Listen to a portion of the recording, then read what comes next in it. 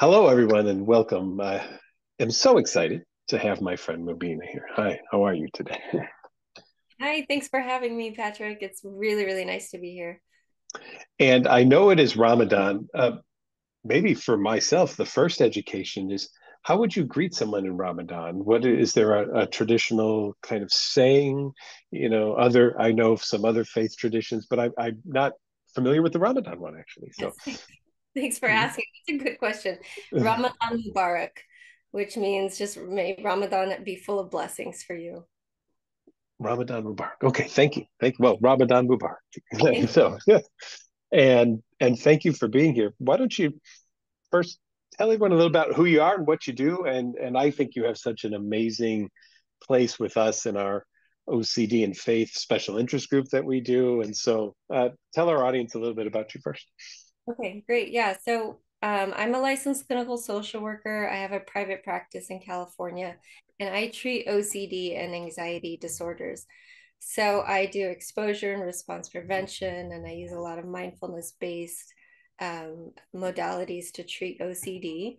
And I was trained up at the UCLA Intensive Outpatient Program in doing exposure and response prevention. So that's where I got my first experience. I was an undergrad at UCLA and I got to work directly with clients. It was really cool. And Yeah. I fell in love with the work. I fell in love with the good fit between the symptoms and the treatment. And then I went on and I did other things, community mental health, etc. And I came back to this work because this is where my passion is. Um, I also happen to be Muslim. I'm practicing Muslim. Was born and raised in the Muslim community in Southern California. Very involved in my community, and I kind of got into the world of scrupulosity just by chance. People in my community found out that I do this work, and there's not many of us OCD Hmm. specialists who are Muslim. So people started coming to me saying, "Hey, can you help?" And so that's how I got into scrupulosity in particular. Awesome. Well, and as you know from our work together, I love treating scrupulosity. It's one of my favorite things. And it's been very important for me whenever I work with someone from a faith that I'm not familiar with to really educate myself. And I've had the opportunity to work with several Muslim patients over time. So I've learned things that are part of the tradition of like jinn whispering in your ear. I've had fascinating discussions about that.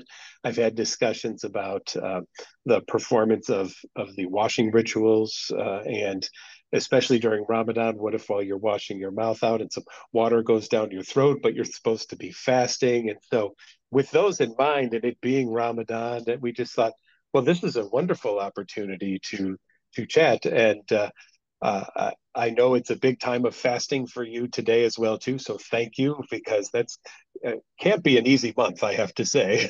So thank you for at least taking the time to be with us for a little bit today. Yeah. Yes, yes, it is. I told you that I might be a little off today because I'm fasting, but I push through and I try to do my best. Yeah. Awesome. Awesome. Well, what would be things that people should first know?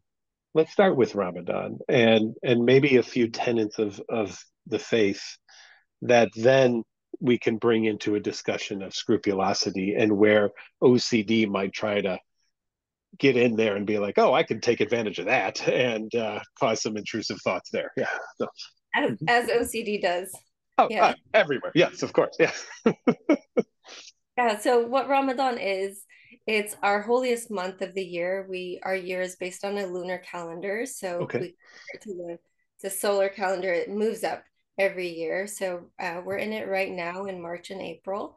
It's about 29 days, 30 days a year, where we fast, those who are able to, who have good health, we're Hmm. able to fast from sunrise to sunset. So Okay. in Southern California right now, it's about a 13-hour day. Mm-hmm. Um, that means no food, no drink, nothing at all. And our famous saying is, yes, not even water. We cannot even drink water for Yes, not even just make a T-shirt that says that. yeah. Yeah, there's everything Yeah. out there now. So yeah, there are t-shirts that say not even water. Hmm. So, I've got a couple of kids, they play sports and they drink a lot of electrolytes at night. Yeah. Then when they're in soccer practice and soccer, they're not drinking water. They're not taking those water breaks. They are Okay. pushing through. So it is a marathon, and we get through it. Hmm. Um, it's also a month of gathering together as a community. Hmm. So we a lot of us like to break our fast together. Yeah. And it's like a feast, you know. Finally, we get to break our fast after this long day. We get together, we feast. We also pray a lot. We spend our nights in prayer. We might uh, be in community during the prayer too. So we might go to our local mosque Okay. and pray the night together. Mhm. So there's a lot of points where OCD can latch onto. No, Uh, I would what? No, I would never do such a thing. OCD. No. right, the doubting disorder. So a Yeah. Muslim who's practicing in Ramadan might even get anxiety before Ramadan begins. Sure. Am I going to make the most of this month? Yeah, Right. that makes sense. Yeah. Yeah, for us Muslims, we know that our deeds are multiplied our good deeds are multiplied this month. It's so holy. So everything Okay. we smile at somebody, it's multiplied times 70. So a person with OCD will say, will I do enough? How can I Mm. be that'll make the most of this month? Hmm. So even in the they'll feel anxiety. Now, OCD, I'm just going to play OCD for me. Would it grab on that and say, so if you do something not so great this month, it's also multiplied by 70 this month? Yes, how could you? Oh, How could oh man. Wow, that's a lot of multiplying going on there. Yeah. Wow. Hmm. So we believe, the devils are locked up in Ramadan. So if you did something bad in Ramadan, that must say something about you. Oh, fascinating. Okay. Okay. Wow. Right. And then the OCD can kind of enter into more typical ways. Did you Hmm. break glass? Did you Yeah. accidentally do something? When you were in the shower, did some water trickle into your Mm. mouth? What if you intended for that water to trickle into your mouth because you were thirsty? Hmm. OCD can definitely latch onto the fast. Yeah. And one added difficulty I hear a lot from Muslims in Ramadan is that because they're in community so much, they are just tortured by their compulsions. So now they're doing our ritualistic washing the wudu before the prayer at the mosque. Yes. And compulsions at the mosque, it's just so much harder on them. Yes. And and it was interesting in preparation for this.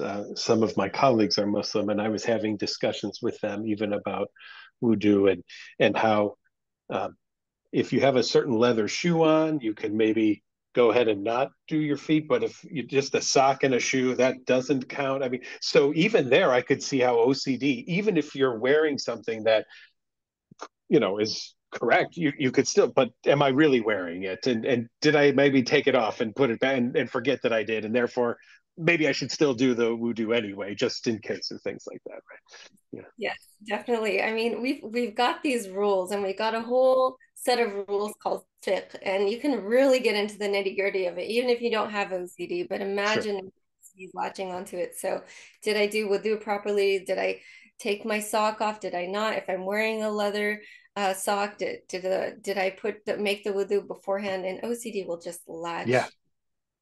Yeah. Yeah. And to me, it's fascinating to learn about these. I love these cultural experiences where we get to have these conversations too. So it's wonderful. But of course, we both would agree OCD and scrupulosity, this is an OCD problem, not a faith problem. But OCD surely is good at disguising itself as being a faith issue and not an OCD issue. And how have you kind of worked that with some of the people you've counseled in the past? Yeah, I just make it very clear from the get-go that OCD is a mental health affliction. It has nothing to do with one's faith. It has nothing to do with the strength of one's faith. It does not mean that a person needs to pray more or pray more sincerely. It is actually a documented mental health affliction, both in the Western world and the Eastern world. It is documented across the Yeah. world. And I know firsthand from working with my clients, as their OCD clears up through exposure and response prevention, then they actually become closer to their faith because Hmm. now to actually pray 5 times a day. They're able to fast. They're able to pray in congregation. And then they have all this extra time to do extra good work, Right. which we're supposed to do anyways. So, and I know from talking to faith leaders too, who say that OCD creates a different Islam. It's not an actual Islam. It creates its own little religion that's to torture that person. Yes, I would agree with that across every religion I've treated. It's almost as if you're worshiping the OCD form of the religion instead of being a part of the religion itself. Yeah, yeah. Yeah. Yeah. It's a distorted mirror almost that you're looking at and believing to be the truth instead of this other experience. Yeah. So, Mhm. yeah, for example, there's nowhere in a religion that says you need to find certainty that you're clean, or you need to find certainty that you've done the wudu or the prayer correctly, or find certainty that no water got into your mouth. Mhm. The religion has room for doubt. It actually says leave doubt and go with what you know, kind of what we say in the OCD treatment land, right? Mhm. Yes, you doubt this thing. We're just gonna go. We're gonna keep moving forward. We're gonna keep Mhm. going. And that's actually built in to our religion too. But OCD will create a new set of rules saying, no, you need to make sure that when you would do the wudu, it went all the way around your elbow and do Mhm. it over again until you feel like you have certainty. Yeah. Yeah, and what a universal concept that is of doubt and uncertainty. And I appreciate you saying that about it doesn't matter if it's an Eastern or Western philosophy, uncertainty pervades in whatever philosophy you are from. There's always doubts and there's always uncertainties. It's part of just being a human, which doesn't care if you're Western or Eastern. It's just a natural part of our brain to have doubts and uncertainties. Yeah. Yeah, definitely. Where do you see then, maybe especially at this month around Ramadan, do you see any particular themes really sprout up for people more so than other times of the year, or is scrupulosity kind of scrupulosity throughout? Well, what I've seen is that um, people generally carry the same themes with them into Ramadan. Okay, It feels more serious, sure. right? So we have this added fast, so there might be more themes around fasting, but there, if a person has worries about prayer, now it's tenfold in Ramadan because they Okay. really, really count in Ramadan. Hmm. Um, and yeah, again, I don't want to like undermine how difficult the fast can be for Oh, people. Right? So we have this compulsory fast for this many days, and um, if for a person with scrupulosity, yeah, it can really kick in this month. I could even see someone doubting if the sun is up already or down yet, and maybe wait a little just in case or something like that too. I haven't heard of that one, but I could imagine, especially like maybe before there were clocks, right? When Sure. Yeah. our phones where the exact time is there. Um, Yeah. people had to probably watch the sun set or rise. Right. It must have been difficult. And that speaks towards OCD has been around Oh, for it was there then and it's there, it's here now. yes. Yes, it is. It is just fascinating. Do you I'm sure because of you talked about, and this might have been before we came on, but the community you live in, many Muslims. Do you notice that there's any difference maybe from people who have come over from Middle East or to here versus people who grew up here? Are there any theme differences potentially or anything, or is that kind of universal as well too? Yeah, I think so it's not just a religious issue, it can also seep into like cultural issues too. And That's yeah. so there are Islam is not uniform and there are different representations and understandings of it in different cultures. Hmm. So one thing that we might see is that in some understandings of the religion in another area, a person's OCD might latch on to that particular understanding. An example I'll give you is that in general Islamic knowledge, that if a man says to a woman that he divorces her 3 times, then the divorce is final, right? Okay. So that is kind of like the legal form of divorce in Islam. So now imagine if you've got OCD and you're walking around and you read a book and it says the word divorce in it. Okay. Mm-hmm. A person will get an intrusive thought, oh, I might have actually made the first step towards divorcing my wife. Hmm. Right. Hmm. Hmm. That I personally see from people who come from another culture who have a more rigid understanding around divorce and marital relations than a person that has been born and raised in the US. Fascinating. Yes. Very, very fascinating. I Huh. love how interested you get in the nitty gritty I do. I do. I love culture. it. Yeah. I want to learn. I want to learn. So it's so amazing to me to know these things. It's one of the reasons I went into the field. I was just fascinated by why people do what they do and how they do it and how they learn to do it. And so obviously faith and culture come into so much of that for so many people. Um, so yeah, you wouldn't be who you were without that faith, without that culture. Same for me and who I am and how I was raised as well too. And I think it's sometimes those folks who don't have OCD or maybe more of an even anxiety based kind of condition can look at other people and go, well, just stop thinking that. I mean, just knock it off. Why don't you just let that go? And of course that doesn't work, right? But I I'm assuming that's pretty universal too, because I hear that sometimes from my friends. I literally have friends who say, I don't know why you need to have the job you have. Why don't you just tell people to stop thinking about it? And I just look at them and go, you have not attended one of my lectures, obviously. You know, those things. But how about even something like that? Is that pretty universal too, and what you see as well? Definitely. Well, first of all, I tell my clients if I had a magic pill for this, I would give it to them in a heartbeat. I would have to Yes. find a different job, but that's fine, right? But there is no magic pill. There is no stop thinking about it, and there's no praying it away, right? Yeah. Just say your prayers more sincerely, pray more, spend the night in prayer. I mean, we Yeah. hear these from our community all the time. And again, it's not a faith issue. It's a mental health affliction that can be treated, Yeah. uh, can be reduced through the proper channels. I have said to people, and I always preface this with, I know this is going to be difficult to hear, and I mean no disrespect in any way whatsoever. But your higher power could show up in this room right now and say, "Don't worry, you're okay," and you would still say, "Are you sure about that?" Right?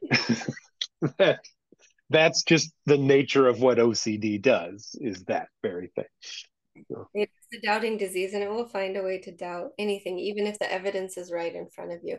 So now apply it to where we can't see God, and we yeah. don't there's no way to find true certainty about Right. our religion. We can have faith about it, but we can't have certainty about it. So there's so many entry points for OCD. Yes. And obviously, living in the US for both of us, we are very familiar with a Western culture and the acceptance of psychotherapy more and more. Would you say that is similar in more of a Muslim Islamic faith, or the cultures that come along with more typically that religion too? How is the acceptance of mental health and therapy, and do you see changes in that over time as well? I love this question. This is so great. So I can speak to the Muslim American experience. Um, I think we have come a long, long way in accepting the Good. need for mental health help, mental health treatment, awareness, understanding. There's obviously still a lot of stigma around mental health, but it is nowhere to where it was when I was growing up in the 80s and 90s. I just attended the Muslim mental health conference at Stanford University, Oh, and an Islamic mental health lab there. They have, there's the Khalil Center, which is a huge mental health organization. They've got, uh, they're wonderful. I love them. Yeah. they're all just really pushing this idea forward that if you need help, go get it, Yeah. right? You're Good. not we're not a special community. It's not like these things that affect other communities don't affect us, whether it's like substance use, pornography addiction, or something like OCD, depression, anxiety. These afflict our community just as much as they afflict any other community. And there is such an awareness around that. And I don't know, Patrick, if you've seen this, but I think that since the pandemic, there's been a lot more acceptance of people having issues that they need help with, and then Yes. see, yeah. I think everyone kind of took a big sigh and said, "Wow, yeah, things are tough. Let me Right. go." Well, and I think another piece of that is the fact that teletherapy is available. And so it adds another level of privacy. Maybe you were even embarrassed to be seen going into a building where a therapist was, because what if somebody thought maybe they're going there? But now, in the privacy of your own home, you can actually reach out and speak to someone. And I hope that that's breaking some barriers too. I hope so. Yeah, yeah. So, yeah, speaking to barriers, I think there are a lot less in the Muslim community. Um, there's a long way to go still. There's a long, Mm-hmm. but I think it's getting better. That's wonderful. Yeah, and thank you for answering that. I mean, uh, I realize these could be sensitive topics, and but someone has to ask these questions, right? And that's why I wanted to be able to meet with you and get some of this out in the open. It's important for us in our fields to really be open and honest about the problems that we're seeing, that OCD brings into people's lives, no matter what their faith, their culture, their background, or anything like that. And to have an open enough dialogue, because you never know when you go into your next session who's going to be on the other side of that Zoom call. And we want to be really available to them and have as much knowledge as we possibly can. Yeah, I think it's imperative for us clinicians to be aware, as culturally aware as we can. Of course, we can never get full competency in every culture, Mm-hmm. but we do need to kind of like put ourselves out there and do research and reach out to people who know a bit about another culture and do our due diligence. Yeah, and that's one thing I love about the Faith and OCD conference that we do every year, just bringing so many people from so many backgrounds together with one purpose, which is let's let people have their faith without OCD interfering. If we could do that and we figured out another way to stop OCD from ruining people's lives, that would be amazing. So, Yeah, that's mhm. coming up soon. So excited for that. Yeah, me too. Hopefully after Ramadan for you, so you won't have to. What else would you want everyone to know before we wrap up? What would be some great words of wisdom for you, especially in again in this month of celebration for the Muslim community? Yeah. So I always like to start by saying OCD again, it's not a faith issue. It's a mental health affliction and you can get help for it. Um, OCD affects Muslims just like it does to any other population in the world equally. It's across the board, 2 to 3% of the population. Um, and you can find help if you are suffering from OCD. You can find a culturally competent or culturally aware clinician. You can find people who kind of will do that work to help uh, construct values-based exposures to help you get through your OCD. And treatment does not have to conflict with your faith at all. Oh, yes. Yeah. I've Mhm. never done an exposure that would ever conflict with anyone's faith. That's just not something we do. I Yeah. speak to leaders from all different faiths regularly if I do question, and I've honestly never gotten the answer, you're doing it wrong, right? Yeah. They, yeah, go for this. Um, so ERP does not have to conflict with your faith.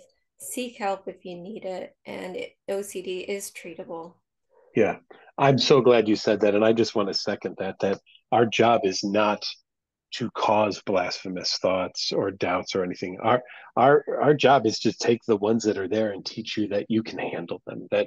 That doing rituals is not the way to get back into the good graces of any kind of higher power. Rituals only get you in the good graces of OCD. That's it, and no one or anything else whatsoever. So, yeah, I want to second that, and I'm so glad you brought that up. So thank you. Where can everybody find you if they want to look you up on any social medias or practices or anything? What would they do? So I have a tiny little Instagram. I don't update it often, but every once in a while I'll post something on there. It's called the Muslim OCD Therapist. So very literal. Hey, I love it. Find me on Instagram. Otherwise, my practice is called Beach City CBT. Feel free to reach out if you've got questions or if you need resources. And then also there's a IOCDF. I'm part of the Faith and OCD Task Force with Patrick, and we've got some articles up there that deal with all faiths, Islam and OCD, and all different sorts of faiths and moral OCD also. One of my favorites. Yes. Yeah.